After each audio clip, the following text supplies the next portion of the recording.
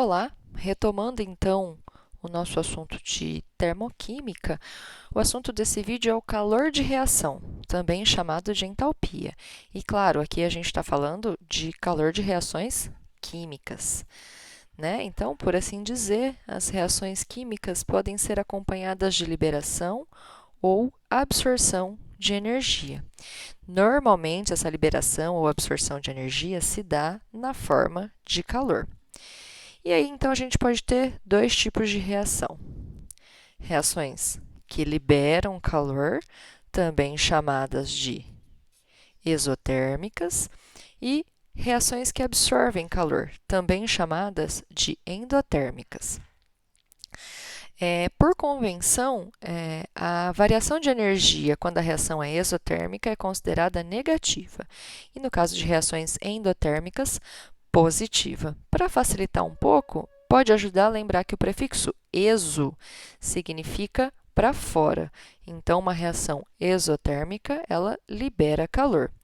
O prefixo endo, por sua vez, ele significa para dentro. Então, uma reação endotérmica, ela vai absorver calor. E essa variação de energia nos sistemas químicos pode ser medido com o uso de um calorímetro, como a gente já viu em vídeos anteriores. E essa quantidade de calor, seja ela liberada ou absorvida, vai ser chamada de calor de reação. E o calor de reação tem um papel fundamental no estudo dessas variações de energia térmica das reações químicas. E ele é definido como entalpia. Então, a partir de agora, quando a gente estiver falando de calor de reação, a gente vai, então, tá falando de entalpia. E o símbolo da entalpia é a letra H. Então, a variação de entalpia, e se estamos falando de variação, o símbolo é delta, se estamos falando de entalpia H, então variação de entalpia delta H é o calor envolvido nas reações químicas a pressão constante. Matematicamente falando, podemos dizer que o ΔH da reação é o H dos produtos menos H dos reagentes, ou seja, a variação de entalpia de uma reação é a entalpia dos produtos menos a entalpia dos reagentes. E aí, vale destacar e lembrar que se a reação é exotérmica, lembrem-se, reação exotérmica é aquela que libera calor, o ΔH é menor do que zero. Se a reação é endotérmica, lembrem-se, reação endotérmica é aquela que absorve calor, o ΔH é maior do que zero. Mas nem sempre vai ser possível executar todas as reações químicas em um calorímetro para poder determinar essa variação de energia.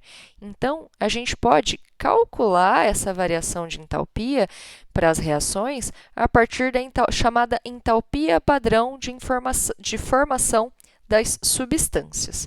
Então, o que é essa entalpia padrão de formação das substâncias? A entalpia padrão de formação das substâncias é a entalpia de reação para a formação de 1 mol de substância a partir das substâncias simples mais estáveis, sempre considerando a pressão de 1 atm e 25 graus Celsius.